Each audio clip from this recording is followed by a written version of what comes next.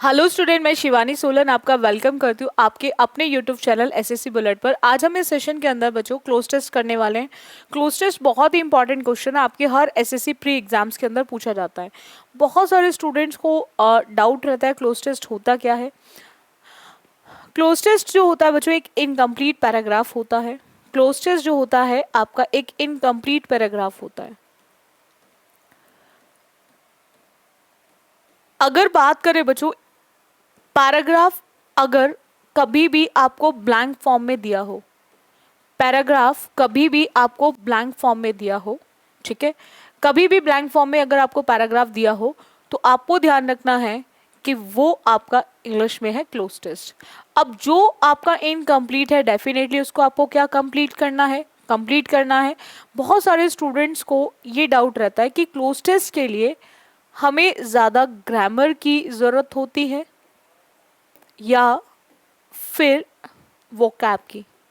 तो आप बच्चे ज़रूर ये ध्यान रखेंगे कि क्लोज टेस्ट के लिए हमें ग्रामर की ज़्यादा ज़रूरत होती है इन कंपैरिजन वोकैब। अगर आपको 5 क्वेश्चंस मिल रहे हैं क्लोज टेस्ट के तो आप देखोगे directly minimum 3 and maximum 4 completely based on grammar होते हैं, और कभी कभी वोकैब की बात करें मिनिमम 1 एंड मैक्सिमम 2 आपका होता है क्लोज टेस्ट के अंदर वोकैब बेस्ड। अगर ये 10 आ रहे हैं तो फिर वही आप नंबर ऑफ क्वेश्चंस को इंक्रीज कर देंगे, तो ग्रामर बेस्ड 6 से 7 क्वेश्चंस होते हैं और 3 से 4 क्वेश्चंस आपके वोकैब बेस्ड होते हैं। इस तरह से आपका चलता है क्लोज टेस्ट के अंदर इन दोनों को लेकर, वोकैब 1 वोकैब और ग्रामर को लेकर। स्टार्ट करते हैं क्लोज टेस्ट। अगर हम बात करें फर्स्ट क्लोज टेस्ट की, ये आपके सीजीएल प्री का है जो 13/8/2021 में पूछा गया है। किस तरह से आपको क्लोज टेस्ट करना है अब सीखते हैं, स्टार्ट करते हैं।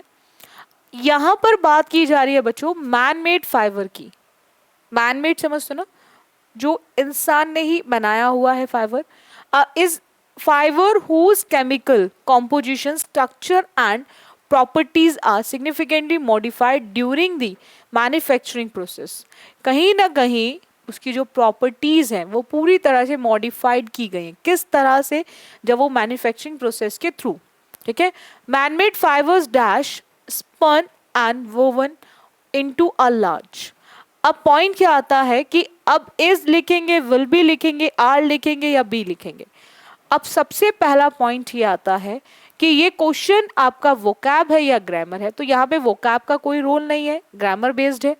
अब ग्रामर बेस में किस तरह से करेंगे, हम इज की बात कर रहे हैं, आर की बात कर रहे हैं, इट मीन्स हम बात कर रहे हैं प्रेजेंट की, तो प्रेजेंट में विल का यूज नहीं हो सकता। एंड बी की फॉर्म हम बी का यूज नहीं करेंगे। सब्जेक्ट के बाद बी की फॉर्म अगर प्रेजेंट है तो इज आर एम आएगा, पास्ट है तो वॉज वर आएगा। अब पॉइंट आता है कि रिमेनिंग 2 ऑप्शन है, एक है इज और एक है आर। अब हम इज लिखेंगे या फिर आर लिखेंगे।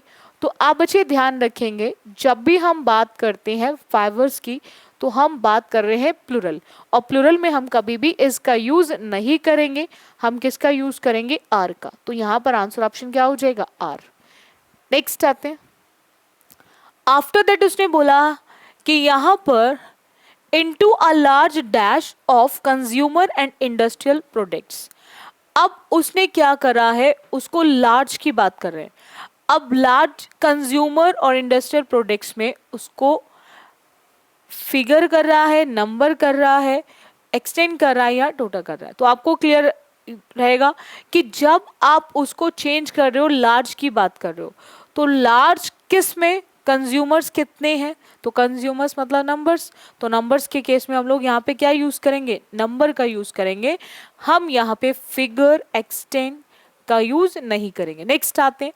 आफ्टर दैट उसने बोला है कि and industrial products dash garments such as shirts. कौन कौन से गारमेंट्स हैं, शर्ट्स है, स्कार्फ्स है, हॉजरी है, ठीक है, सम फर्निशिंग्स है। अब यहाँ पर काउंटिंग, रैपिंग, शोइंग या इंक्लूडिंग। अब इंडस्ट्रियल प्रोडक्ट्स के अंदर ये सारे कौन कौन से गारमेंट्स हैं उन गारमेंट्स को बताया गया है, यानी कि कौन कौन से गारमेंट्स को उन्होंने जोड़ रखा है, ठीक है, जैसे आप कुछ लेने जाते हो तो आप बोलते हो ना इसमें कौन कौन सी चीजें इंक्लूडेड हैं, मतलब मुझे इसको चाहिए तो उसमें क्या क्या जुड़ा हुआ है, तो इट मीन्स वहां पर क्या आएगा, इंक्लूडिंग का यूज होगा।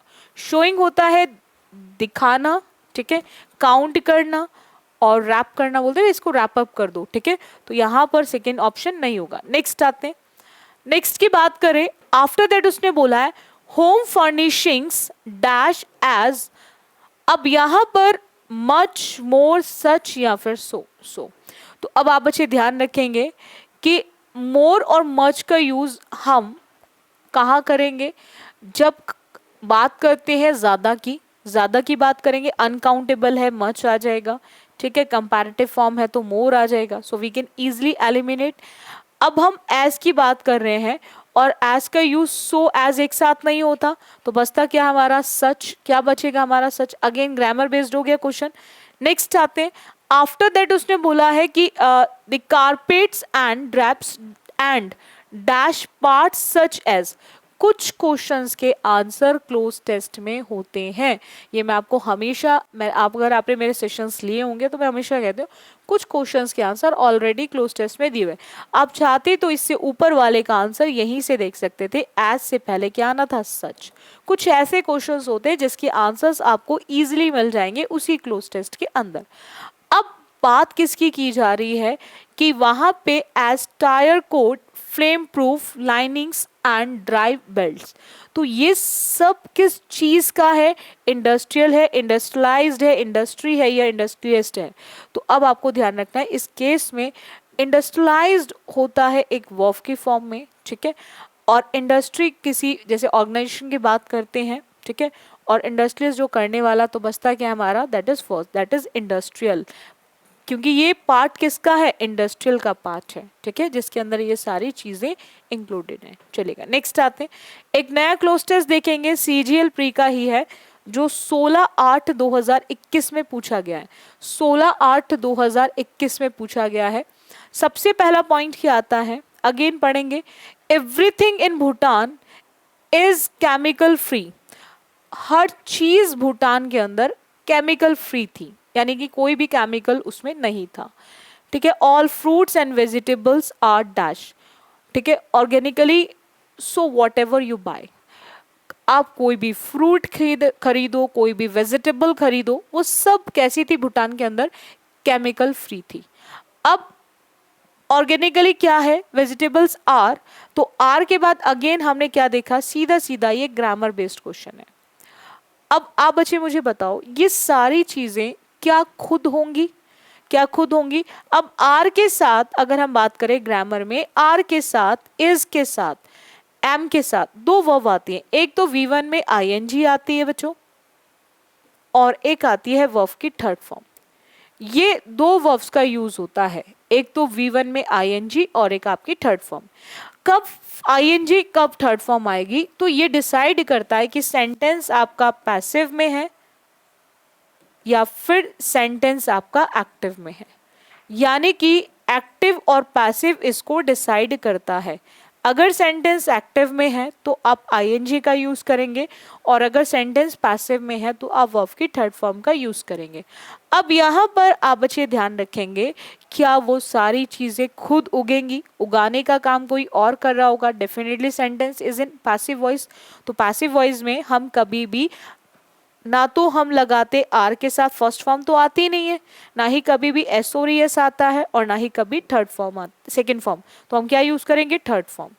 तो ग्रो की सेकेंड फॉर्म क्या होती है, ग्रू, ग्रो, ग्रू और ग्रॉन, ये आपको ध्यान रखना है। और पैसिव वॉइस में हम इज आर एम के साथ यूज करते हैं बच्चों वर्ब की थर्ड फॉर्म, हम इज आर एम के साथ यूज करते हैं वर्ब की थर्ड फॉर्म। नेक्स्ट आते हैं, so whatever you buy is, so whatever you buy is dash farm produced as the, जो कुछ भी आप खरीदो वो सब, ठीक है, फार्म प्रोड्यूस्ड होता है।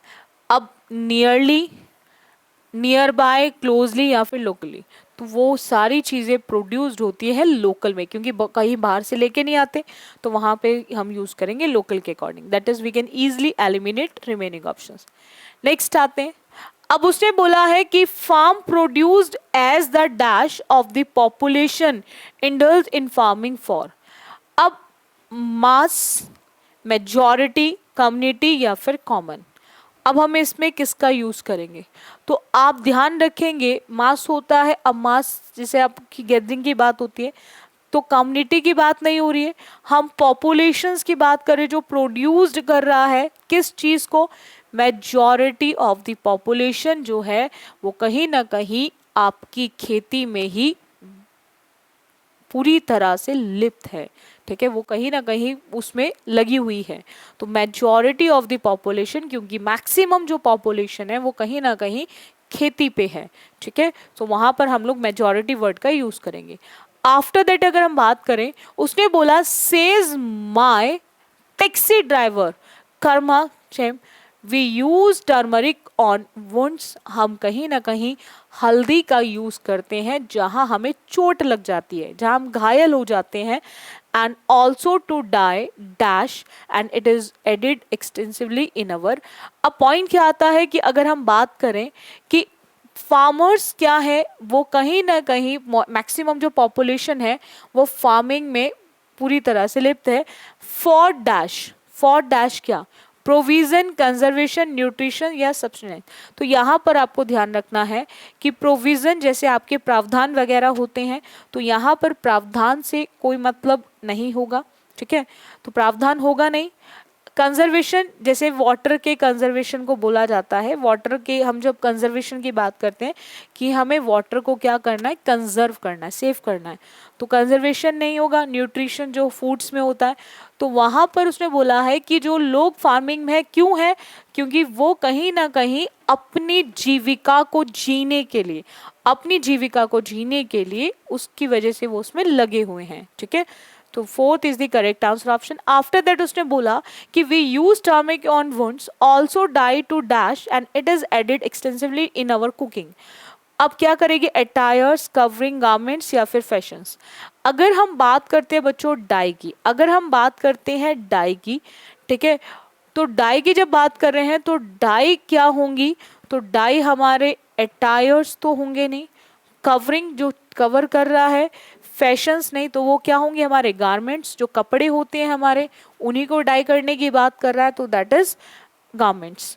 सो cooking and also many believe it is anti cancer and can treat tumours. तो कहीं ना कहीं एंटी कैंसर है और ट्यूमर्स को भी कहीं ना कहीं वो क्या कर देगा, ठीक कर देगा, चलेगा। बोलो इतना क्लियर हुआ आप सभी स्टूडेंट्स को।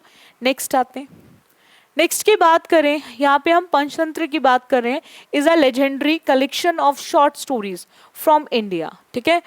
अब यहाँ पर नेक्स्ट की बात करें, that composed in the 2nd century BC, ये कंपोज्ड किया गया। और जब कंपोज्ड की बात की जाती है तो कंपोज चीजें कैसी होंगी, ओरिजिनली होंगी। कैसी होंगी, ओरिजिनली होंगी। वहां पर हम फर्स्टली, अल्टीमेटली या इवेंचुअली का यूज नहीं करेंगे। नेक्स्ट की बात करें, आफ्टर दैट उसने बोला है कि जो हमारा पंचतंत्र है is dash to be written by Vishnu Sharma. किसके द्वारा लिखा गया है, तो वो लिखा गया विष्णु शर्मा के द्वारा। और is dash to be written by, ऐसा हम क्या करते हैं, ऐसा हम क्या करते हैं, तो ऐसा हम विश्वास करते हैं कि क्योंकि किसी ना किसी ने लिखा हो, स्टैब्लिश कोई चीज़ होती है। और अगर हम बात करें एलेस्ट की तो इसका मतलब होता है किसी भी चीज़ पर थोपा हुआ। जब आप किसी भी चीज़ पर थोपे होने की बात करते हो, सो यहाँ पर हम लोग एलेस्ट और डिज़ाइन, कोई ड्रेस होती है, चीज़ें होती हैं, तो यहाँ पर आंसर ऑप्शन क्या आ जाएगा, second, that is believed. Again next की बात करें बच्चों, तो उसने बोला है written by Vishnu Sharma dash with many other scholars, उन्होंने कुछ और स्कॉलर्स के साथ मिलकर इसको लिखा है। तो अब आपको ये ध्यान रखना है कि जब बात की जा रही है विद की, तो आप ध्यान रखेंगे प्रेपोजिशन विद का यूज बिसाइड, नेक्स्ट और नियर के साथ नहीं होता, वो होता है केवल अलोंग, ठीक है। अलोंग विद एक करेक्ट होता है कनेक्टर, तो अलोंग विद के साथ हम अलोंग के साथ विद का यूज करते, तो उसी के बेसिस पे आपका आंसर ऑप्शन हो जाएगा फर्स्ट। नेक्स्ट आते हैं, आफ्टर दैट उसने बोला है the purpose behind the composition, जो पर्पस है कॉम्पोजिशन के पीछे, dash to implant moral values and governing. कि कहीं ना कहीं मोरल वैल्यूज को और गवर्निंग को। अब यहाँ पर पॉइंट आता है कि वर होगा या फिर आपका आर होगा, बी होगा या वॉज होगा।